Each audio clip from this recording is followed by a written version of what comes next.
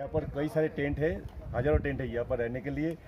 और उधर रास्ते के बगल से 8 से 10 भंडारा है जहाँ पर आपको हर एक किस्म का खाना मिलेगा। जो जब चाहे आप खा सकते हैं, ले सकते हैं। और ये टेंट में 100 से 200 या 300 में आप रह सकते हैं, जितना चाहे, जितना दिन चाहे आप रहिए। और यहाँ सुबह 3 बजे से निकलना पड़ता है और अमरनाथ जी के कैंप के लिए इधर जाना पड़ता है।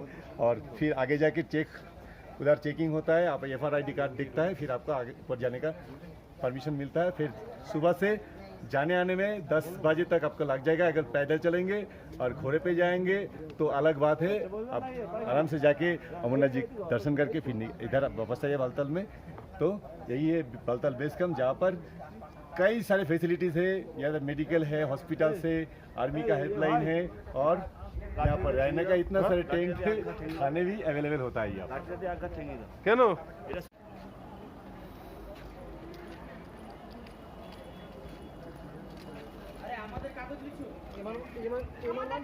বালতাল বেস ক্যাম্প নৈসর্গিক সৌন্দর্যের মধ্যে এই ক্যাম্পটি রয়েছে।